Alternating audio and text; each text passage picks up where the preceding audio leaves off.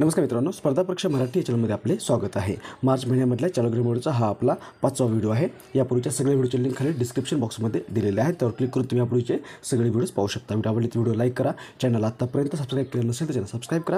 आता आपण आजचा व्हिडिओ सुरू करूया। आजचा आपला पहिला प्रश्न आहे, खालीलपैकी कोणता दिवस नुकताच धूम्रपान निषेध दिन म्हणून साजरा करण्यात आला आहे? याचं बरोबर उत्तर आहे पर्याय क्रमांक 4 12 मार्च। ॲक्च्युली दरवर्षी मार्च महिन्यामध्ये दुसरा बुधवार हा दिवस धूम्रपान निषेध दिन म्हणून साजरा करण्यात येतो आणि यावर्षी हा दिवस 12 मार्च म्हणजे यावर्षी मार्च महिन्यामधला दुसरा बुधवार हा 12 मार्च या दिवशी आल्यामुळे 12 मार्च हा दिवस यावर्षी धूम्रपान निषेध दिन म्हणून साजरा करण्यात आलेला आहे। हा दिवस धूम्रपानाच्या धोक्यांबद्दल जनजागृती करण्यासाठी आणि लोकांना धूम्रपान सोडण्यास प्रोत्साहित करण्याच्या उद्देशाने दरवर्षी साजरा केला जातो। उत्तर असेल पर्याय क्रमांक 4 12 मार्च। पुढचा प्रश्न, खालीलपैकी कोणता दिवस आंतरराष्ट्रीय महिला न्यायाधीश दिन म्हणून साजरा करण्यात येतो? याचं बरोबर उत्तर आहे पर्याय क्रमांक 2 10 मार्च। 10 मार्च हा दिवस महिला न्यायाधीशांच्या योगदानाला आणि न्यायव्यवस्थेतील त्यांची भूमिका अधोरेखित करण्याच्या उद्देशाने दरवर्षी आंतरराष्ट्रीय महिला न्यायाधीश दिन म्हणून साजरा केला जातो। हा दिवस साजरा करण्याची घोषणा युनायटेड नेशन्स जनरल असेंब्लीने 2021 मध्ये केली होती आणि पहिल्यांदा हा दिवस 2022 या वर्षामध्ये साजरा करण्यात आला होता। यावर्षी हा दिवस for all women and girls right equality and empowerment या थीमखाली साजरा करण्यात आलेला आहे। उत्तर असेल पर्याय क्रमांक 2 10 मार्च हा दिवस आंतरराष्ट्रीय महिला न्यायाधीश दिन म्हणून साजरा करण्यात येतो। नेक्स्ट, खालीलपैकी कोणत्या राज्यातील एका विद्यापीठाचे नाव भारताचे माजी पंतप्रधान डॉक्टर मनमोहन सिंग यांच्या नावावरून ठेवण्याची घोषणा करण्यात आली आहे? याचं बरोबर उत्तर आहे पर्याय क्रमांक 1 कर्नाटक। कर्नाटकचे मुख्यमंत्री सिद्धरामय्या यांनी नुकतंच एक घोषणा केलेली आहे आणि यानुसार आता किंवा या गोष्टीनुसार आता बेंगलुरू सिटी विद्यापीठ हे विद्यापीठ आहे, या विद्यापीठाचं नाव बदलून डॉक्टर मनमोहन सिंग बेंगलोर विद्यापीठ असं करण्याची घोषणा करण्यात आलेली आहे। या विद्यापीठाची स्थापना 2017 मध्ये झालेली आहे। उत्तर असेल पर्याय क्रमांक 1 कर्नाटक।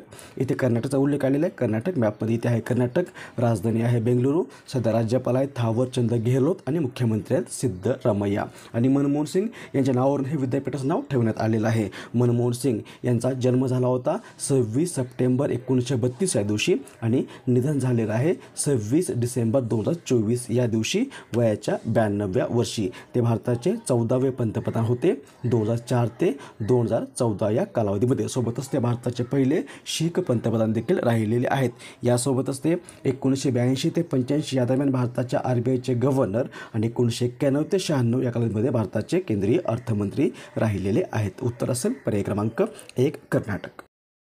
पुढचा प्रश्न, साहित्य अकादमीच्या साहित्योत्सव 2025चे आयोजन नुकतेच खालीलपैकी कोणत्या ठिकाणी करण्यात आलेलं आहे? याचं बरोबर उत्तर आहे पर्याय क्रमांक 1 नवी दिल्ली। साहित्योत्सव हा साहित्य क्षेत्रातील अत्यंत प्रतिष्ठित असा मानला जाणारा एक साहित्य सोहळा आहे। याचं आयोजन साहित्य अकादमीकडून केलं जातं आणि 2025 मध्येच आयोजन नुकतंच नवी दिल्लीमध्ये 7 ते 12 मार्च 2025 या कालावधीमध्ये करण्यात आलेलं आहे। या साहित्योत्सवात 24 भारतीय भाषांमधील 700हून अधिक नामवंत साहित्यिक, लेखक, कवी आणि विचारवंत सहभागी झाले होते। उत्तर असेल पर्याय क्रमांक 1 नवी दिल्ली। पुढचा प्रश्न, खंजर हा भारत व कोणत्या देशाच्या विशेष दलांचा युद्ध सराव आहे? याचं बरोबर उत्तर आहे पर्याय क्रमांक 1 किर्गिस्तान। खंजर हा भारत व किर्गिस्तान या देशांच्या विशेष दलांचा युद्ध सराव आहे आणि 2025 या वर्षामध्ये या युद्ध सरावाचं आतापर्यंत 12वं संस्करण जे आहे ते नुकतंच 10 ते 23 मार्च 2023 या कालावधीमध्ये किर्गिस्तानमध्ये करण्यात आलेलं आहे। किर्गिस्तान मॅपमध्ये पाहिलं तर इथे आहे किर्गिस्तान, राजधानी आहे बिश्केक, सध्या राष्ट्रपती आहेत सादिर जापारोव्ह, चलन आहे किर्गिस्तानी सोम।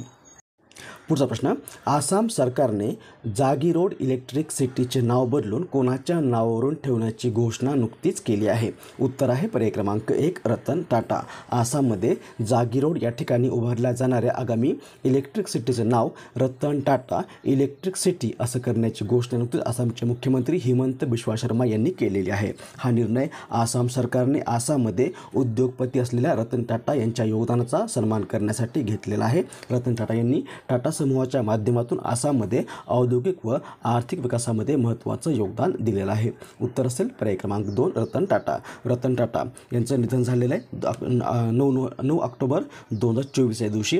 रतन टाटा यांना 2000 या वर्षामध्ये पद्मभूषण, 2006 या वर्षामध्ये महाराष्ट्र भूषण, 2008 या वर्षामध्ये पद्मविभूषण, 2021 या वर्षामध्ये आसाम वैभव या पुरस्कारांनी सन्मानित करण्यात आलेला आहे. आणि हा निर्णय आसाम सरकारने घेतलेला आहे. मॅपमध्ये पाहिलं तर इथे आहे आसाम, राजधानी आहे दिसपूर, राज्यपाल आहेत लक्ष्मण आचार्य आणि मुख्यमंत्री आहेत हिमंता बिश्वा शर्मा. पुढचा प्रश्न, माधव राष्ट्रीय उद्यानाला व्याघ्र प्रकल्प म्हणून घोषित करण्याची नुकतीच केंद्रीय पर्यावरण, वने व हवामान बदल मंत्रालयाने मान्यता दिली आहे.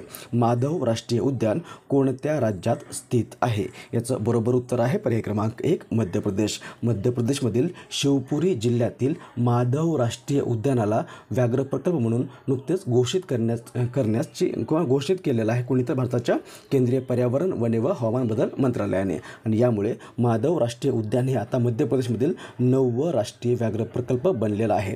उत्तर असेल पर्याय क्रमांक 1 मध्य प्रदेश. मध्य प्रदेश, राजधानी आहे भोपाळ, राज्यपाल आहेत मंगूबाई सी पटेल, मुख्यमंत्री आहेत मोहन यादव.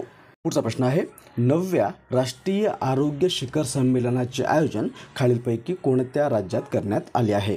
याचं बरोबर उत्तर आहे पर्याय क्रमांक 1 ओडिसा. 9वे राष्ट्रीय आरोग्य शिखर संमेलन 2025 हे नुकतेच मार्च 2025मध्ये ओडिसामध्ये पुरी या ठिकाणी आयोजित करण्यात आलेलं आहे. याचं उद्घाटन केंद्रीय आरोग्य मंत्री जगत प्रकाश रेड्डी यांच्या हस्ते करण्यात आलं असून या संमेलनाच्या माध्यमातून राज्य आणि युनियन टेरिटरीमधील आरोग्य सेवेतील सर्वोत्तम उपक्रम आणि संकल्पना सादर करण्याची एक संधी देण्यात आलेली आहे. उत्तर असेल पर्याय क्रमांक 1 ओडिसा. ओडिसा मॅपमध्ये इथे आहे ओडिसा, राजधानी आहे भुवनेश्वर, राज्यपाल आहेत कंबपती हरिबाबू आणि मुख्यमंत्री आहेत मोहन चरण मांझी. पुढचा प्रश्न आहे, खालीलपैकी कोणत्या बँकेने नुकताच प्रोजेक्ट HAKK किंवा प्रोजेक्ट हक सुरू केला आहे? याचं बरोबर उत्तर आहे पर्याय क्रमांक 2 HDFC बँक. HDFC बँक या बँकेने नुकताच भारतीय हवाई दलाच्या पेन्शनधारकांना, माजी सैनिकांना आणि त्यांच्या कुटुंबियांना आधार आणि सेवा देण्यासाठी हा प्रोजेक्ट हक नावाचा किंवा प्रोजेक्ट HAKK नावाचा एक प्रकल्प सुरू केलेला आहे. त्यामुळे उत्तर असेल पर्याय क्रमांक 2 HDFC बँक. HDFC बँक स्थापना झालेली आहे 1994मध्ये. मुख्यालय आहे मुंबई. या ठिकाणी सध्या अध्यक्ष आहेत अतनुज चक्रवर्ती आणि CEO आहेत शशीधर जगदीशन. नेक्स्ट, खालीलपैकी कोणत्या राज्य किंवा केंद्रशासित प्रदेश सरकारने नुकतीच महिला समृद्धी योजना सुरू केली आहे? उत्तर आहे पर्याय क्रमांक 1 दिल्ली. दिल्ली सरकारने किंवा दिल्ली या युनियन टेरिटरी सरकारने नुकतीच 2025च्या जागतिक महिला दिनाच्या निमित्ताने ही महिला समृद्धी योजना सुरू केलेली आहे. ही योजना किंवा योजनेअंतर्गत 21 ते 60 वयोगटातील पात्र महिलांना दरमहा 2500 एवढी आर्थिक मदत दिली जाणार आहे. उत्तर असेल पर्याय क्रमांक 1 दिल्ली. पुढचा प्रश्न, केंद्रीय औद्योगिक सुरक्षा दलाने म्हणजे CISFने नुकताच कोणत्या दिवशी आपला स्थापना दिवस साजरा केला आहे? उत्तर आहे पर्याय क्रमांक 2 10 मार्च. CISF म्हणजे केंद्रीय औद्योगिक सुरक्षा दल याची स्थापना झालेली आहे 10 मार्च 1969 या दिवशी. मुख्यालय आहे नवी दिल्ली या ठिकाणी आणि सध्या प्रमुख आहेत राजेश राजन. आणि या दलाने किंवा या केंद्रीय औद्योगिक सुरक्षा दलाने नुकताच 10 मार्च या दिवशी आपला स्थापना दिवस साजरा केलेला आहे. यानंतर आजचा प्रश्न ज्याचं उत्तर तुम्हाला खाली कमेंट्समध्ये द्यायचं आहे. प्रश्न आहे, 6वी महिला आशियाई कबड्डी चॅम्पियनशिप किंवा 6वी आशियाई महिला कबड्डी चॅम्पियनशिप 2025 कोणत्या देशाने जिंकली आहे? ऑप्शन्स आहेत भारत, इराण, नेपाळ आणि बांगलादेश. देशाचं बरोबर उत्तर तुम्हाला खाली कमेंट्समध्ये द्यायचं आहे.